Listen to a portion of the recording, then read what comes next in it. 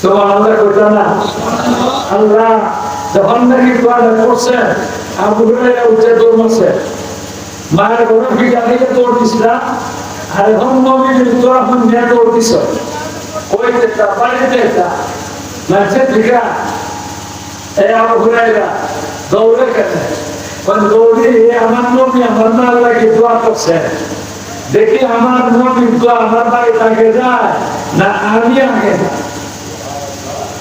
সুবহানাল্লাহ আয় আল্লাহ সুবহানাল্লাহ ফজিলত আপনারা জানেন না বুঝেন না সুবহানাল্লাহ কইলে আল্লাহর যে বিশাল বড় পাল্লাটা বানাইছো এত দেখি দিন সুবহানাল্লাহ পাল্লাটা বলে দেয় তাই এরপরে আসতে করে বলে পঞ্জরে সুবহানাল্লাহ আবু হুরায়রা রাদিয়াল্লাহু তাআলা গেছেন মার দরজার সামনে দরাইয়া ডাক দেন একবার ভিড়া খাইয়ে গেছে আরেকবার ডাক দিয়ে ভিড়া খাইতে না খেতে এর লেগে ডাক দেন না কিন্তু ঘরের ভিতরে আওয়াজ হইতেছে কে যেন গোসল করতেছে মনে মনে বলতেছে মনে হয় তো গাইছে আগে আমার মা ছাড়া তো বড় কেউ নাই তাই মা দোয়া করবা নবীর দরবারে যাইবার লেগে গোসল করতেছেন যাই এরপরে আবু হুরায়রার মা গোসল শেষ করিয়া আইয়া দরজাটা খুলছেন দরজা খুললে দেখেন আবু হুরায়রা দাঁড়ায় রয়েছে আবু হুরায়রা রাদিয়াল্লাহু তাআলা আনহুর মা বলতেছেন আবু হুরায়রা তুমি কইছিলা বলে কেন বাবা কি হইছে বলে কি হইছে কি আমি তোরে টুকাই কেন লাগে কিতা কথা বলে কিতা কথা আমি গোসল টোসল করিয়া আমি কাপড় চোপড় কিনিয়া আমি রেডি হইয়া বই দিছি তোর অপেক্ষা করতেছি তোর লইয়া নবীর দরবারে যাই তামার করি মাহরে মুসলমানরা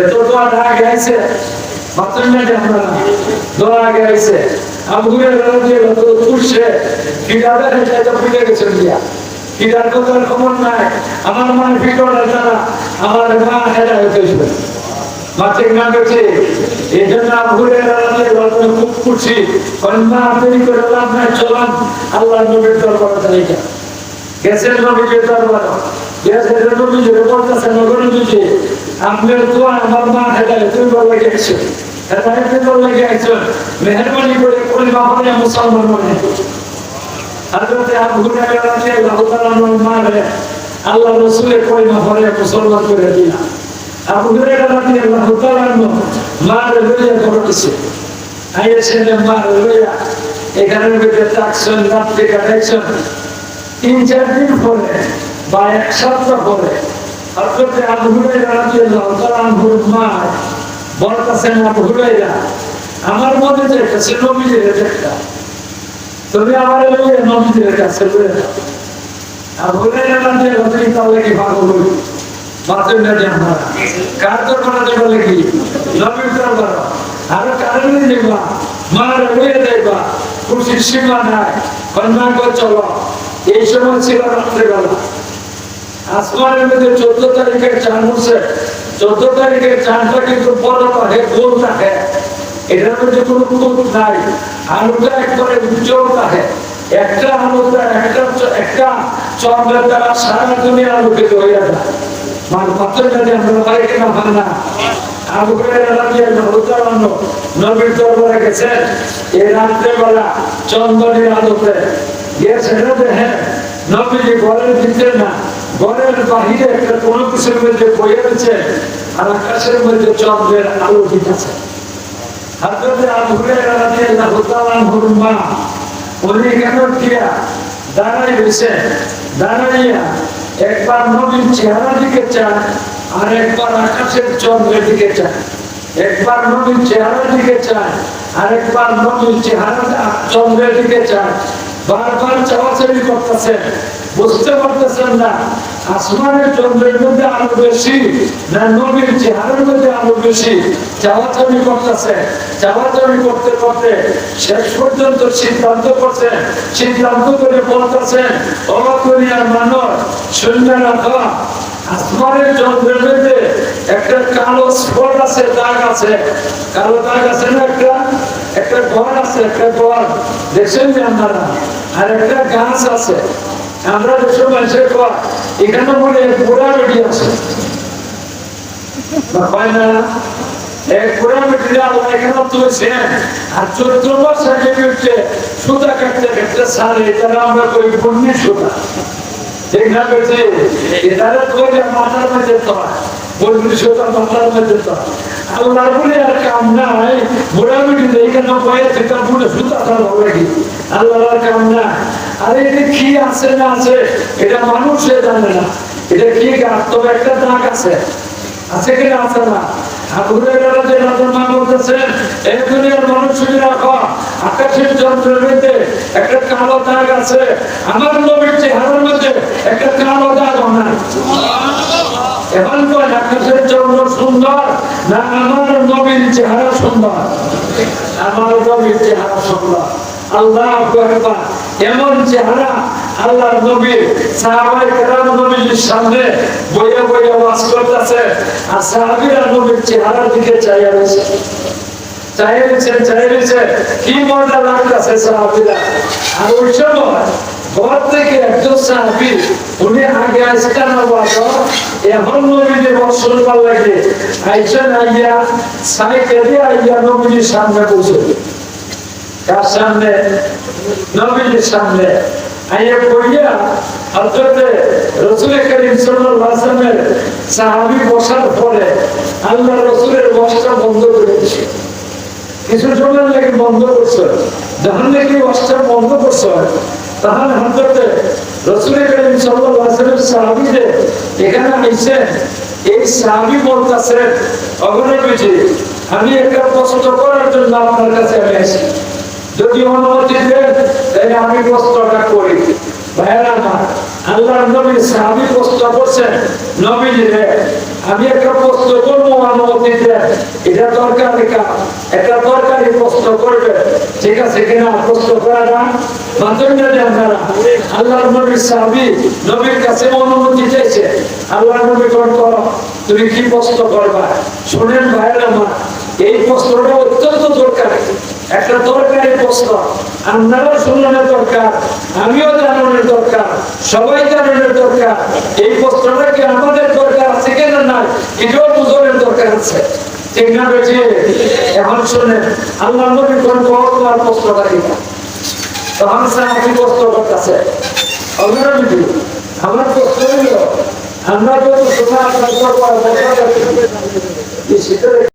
প্রশ্ন করলেন অগণবিজি আমরা যত সময় আপনার দরবারে বসা থাকি আপনার চেহারা দেখি আমরা দুনিয়ার খবর ভুলে যাই পেটের বুক লাগলে এটাও বোঝাম পারি না এই অবস্থা থাকে কিন্তু হঠাৎ করে যখন দেখি আপনি আমরা বিদায় দেবেন বাড়ি যাও ঘুমাও গিয়া এই সময় আমরা বাড়ি যাই আর আপনি গিয়ে ঘুমাই এই সময় বাড়িতে গেলে পরে মনটা ভালো হয়ে দেখা আরেকবার আপনার দরবার তাড়াতাড়ি আইতাম ওই সময় মনে রে কই মন রে এখন তো নবী দেখে ভাইতে না নবী তখন কমাই গেছে তেমনকে করবাই কেটা বাবারে দেখো মারে দেখো বউরে দেখো ছেলেরে দেখো মেয়েরে দেখো মন টানি শান্তি হয় এরা দেখলেও মন শান্তি হয় না তখন মনের ভিতরে একটা প্রশ্ন জাগ্রত হয়েছে যে নবীরে না দেখলে পরে দুনিয়াতে কোনো শান্তি পাই না মজা পাই না স্বাদ পাই না এই নবী তো আমাদের সাইডে একদিন চলে যাবে কি যাইবেন কিনা যাইবেন না এই নবী তো একদিন দুনিয়া সাইডে চলে যাবেন শুধু নবীও সাইডে যাবেন যেমন না আমরাও দুনিয়া সাইডে আমরা আখেরাতে চলে যাইব আল্লাহর দরবারে বিচার হইব বিচারের পরে আল্লাহ রব্বুল আলামিন মানুষের দুই ভাগে ভাগ করবা একদল জাহান্নামী আর একদল জান্নাতি জাহান্নামী যারা এরা জাহান্নাম ফেলে দিবা আর জান্নাতি যারা এরার ব্যাপারে আমার প্রশ্ন নামের জান্নাতির মধ্যে আপনি হলেন ফার্স্ট ক্লাসের 1 নম্বরে বেহেশতি মাত্র জানি আপনারা নবী ফার্স্ট ক্লাসের বেহেশতি না 4 ক্লাসের বেহেশতি নবী 1 নম্বরে বেহেশতি না 14 নম্বরে বেহেশতি এসে আমি কই আমরা প্রশ্ন হইল যে যেই নবীরে না দেখলে পরে শান্তি লাগে না এই নবী থাকবেন ফার্স্ট ক্লাসের মধ্যে আর আমরা যারা নাকি গুনাহগার উম্মত মাফ করবেন কিনা জানি না যদি মাফ না করেন তো ভাই না আর মাফ করলে আমরা নিম্নমানের বেহেশত থাকবো আমরা দেখো নিম্নমানের বেহেশত আপনার যাতে ফার্স্ট ক্লাসের বেহেশত আপনার না দেখলে তো বেহেশতের মজা পাইতাম না অগণবিজি আমরা কি আপনার বেহেশত গিয়ে দেখতে পাইব কিনা আল্লাহ জানে বুঝাইতে পারছি কিনা। এরা নবীদেরকে দুনিয়া তো দেখছে, বেহেশত যাওয়ার একবার দেখবার চায়। আমি জিজ্ঞাসা করি আপনারা কি নবীদের দুনিয়া দেখছেন? আর ওদের কম দুনিয়া দেখবার সুযোগ আছে নাই? তোদের বেহেশত দেখবার মনে চায়নি, তাইলে আমরা কেমনে বেহেশত নবীদের দেখতাম? এই কথাটাই আল্লাহ আয়াতের মধ্যে নাযিল করে দিয়েছেন। আল্লাহ বলতেছেন, মানা মাইয়ুতি ইল্লাহ ওয়ার রাসূল ফাউলাইকা মাআল্লাযীনা আনআমা আল্লাহু আলাইহিম। ও আমার বন্দার বান্দীরা, শুনে রাখো, তোমরা দুইটা কাজ করো। যদি দুনিয়ার মধ্যে দুইটা কাজ করতে পারো তাহলে তোমরা আমারে বেহেশত দেখবা। দুনিয়া তো দেখছো, দুনিয়ার মধ্যে দেখছো, যারা দেখবা, যারা দেখতে পাইছো না এরা বেহেশতকেও দেখতে পারবা। কাজ করুন লাগবো দুইটা, দুই কাজ করলে আমরা মন্দিরের বেহেশত দেখতে পারবো। কোন ভাইরা আমার, আমরা সবাই যদি মন্দিরের বেহেশত দেখবার চাই তাহলে কাজ দুইটা করতে রাজি আছি। কারা কারা রাজি আছে? আচ্ছা আমায় এক নম্বরে কাম হইল আল্লাহর হুকুম মতো চলা রাখবো। আল্লাহর হুকুম মতো চলতে রাজি আসেননি? ও যুবকরা, যারা নাকি আয়োজন করছো, তোমরা আল্লাহর হুকুম মতো চলতে রাজি আসেননি? সবাই কয় রাজি আসেননি? আল্লাহর হুকুম দুইটা, একটা হইল করণীয় আর একটা হইল বর্জনীয়। করণীয় কোনটা? করণীয় হজটা, লা ইলাহা ইল্লাল্লাহ মুহাম্মাদুর রাসূলুল্লাহ, এই কথা অন্তরে বিশ্বাস করে স্বীকারোক্তি দেওয়া। এটা দিছি তো আমরা, আছে তো? দুই নম্বর একামত সালাত, নামাজ কায়েম করো। ও তোমরা নামাজ পড়বাই কিনা যুবকরা? সবাই রাজি আছেনি? আল্লাহ তুমি তৌফিক দাও। তিন নম্বর ইতামত দরকার, যার উপরে দরকার তোর দিছে এরা দরকার দেওয়া লাগবো। চার নম্বর সৌম রমাদান, রমজান মাসে রোজা রাখা লাগবো। কোন ভাইরা আমার, যখন রোজাদার আছি, রমজান মাসে ছেড়ে দিতে এক মাস নাই, আমরা কি রমজানের রোজা রাখতে রাজি আছি? কারা কারা রাজি আছি? আল্লাহ তৌফিক দাও। আর বাস্তব হলো হজ, হজ করা যারা পয়সা আছে, এই 5টা কাম আমরা করণীয় করতে হবে। আর 8টা কাম আছে, এটা সারানো লাগবো। 8টা কাম কয়টা? 8টা কাম কি করণ লাগবো? সারানো লাগবো। সারতে কি রাজি আছেন? আল্লাহ জানে। আপনারা আমি আর তুলাইমো 8টা কাম সারতে আসেননি? কয় রাজি আসেননি? কেন করে 8টা কাম সারতে রাজি আছেন? আল্লাহ তুমি আমাদের তৌফিক দাও। আমি যে 8টা কাম করব, ওইটার মধ্যে বেটা বেটি সবাই লিপ্ত, ওইটার মধ্যে আমি যেদের কেমনি হাত তোলাইতাম। আপনারা তো হাত তুলে নিছি, হাত তুলে নিয়েছেন, আপনারা চাইয়ে দিবা, এরাও দিয়ে মধ্যে লিপ্ত। আপনারা দোকান ঢোকার বেশি নেই, গুণাটা করে কিনা জানি না। অনেক এলাকার মানুষ ওই বেটা বেটি গুণাটা করে, ওই একটা একটা করে কই সুদ খাইও না। কোন ভয়টা নম্বরটা? আমরা বান্না সুদ খাওয়া আসেনি? মাত্রই জানি, আরে আসেনি? খালি বেটাই, খালি বেটাই না বেচেন, বেটাইও বেচেন। সুদ খাওয়া, সুদ দেওয়া, সুদের সাক্ষী রাখবা, হিসাব রাখবা, এরা সবাই এক সমান গুণাগার। এরা আল্লাহ রব্বুল আলামিন জাহান্নামে আসরের ময়দানে যাইবার আগে কবর জগতে যতদিন থাকবো এরা একটা নদীর রক্তের নদীর মধ্যে হাত দিয়ে যায়, মাথা দিয়ে চলে যাবো, হাত দিয়ে যায়, মাথা দিয়ে চলে যাবো। আসরের মাত্র এরা ভেটটা হইব গুদামের মতো। এরা ভেটের মধ্যে লক্ষ লক্ষ সাপ থাকবো, মোটা মোটা বিষাক্ত সাপ। এটা যুগের মতো কিলবিলি করবো আর কামড়াইতে থাকবো। ও ভাইরা আমার, এগুলা কি সহ্য করতে পারবা? তাহলে 1 নম্বরে সুদ ছাড়া, সুদ ছাড়িয়ে দেওয়া লাগবো। আমরা মনে দিচ্ছি যে শুধু খায় না, আমরা দুঃখা মনে খাই না, আমরা সহ্য মনে খাই না, আমরা মাথা মনে খাই না, আমরা মনে খাই না। আরে খাওয়ার দল আছে না? সারণ লাগবো না, সারতেও হয় না। সাপ পিছু পেটের মধ্যে যুগের মতো কিলবিলি করবো, কুটি কুটি লক্ষ লক্ষ সাপ পিছু তারা কি করবো? কামড়াইতে থাকবো। 50,000 বছর এইভাবে দাঁড়িয়ে থাকবো আর সাপে কামড়াইতে থাকবো।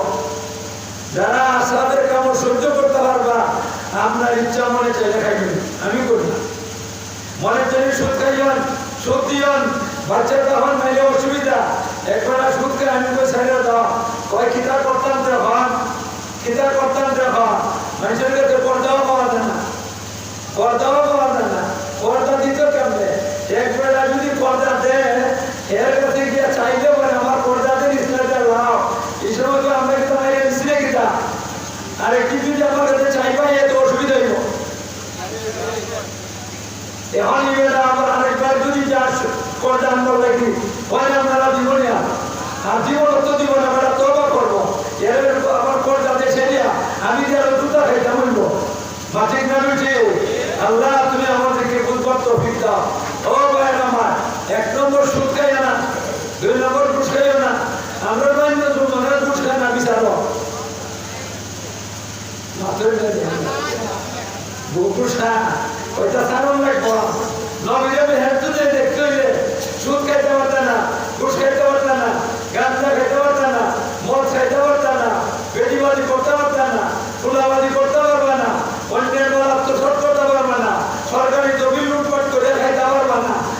আটটা দেখাইলাম কয়টা আটটা জিনিস সাথে রাজি আছেন যদি সাথে পারেন নবীর বেহেশত দেখতে পারবেন যদি সাথে পারেন না নবীর বেহেশত দেখতে পাইবেন না হারাম খাইয়া আমার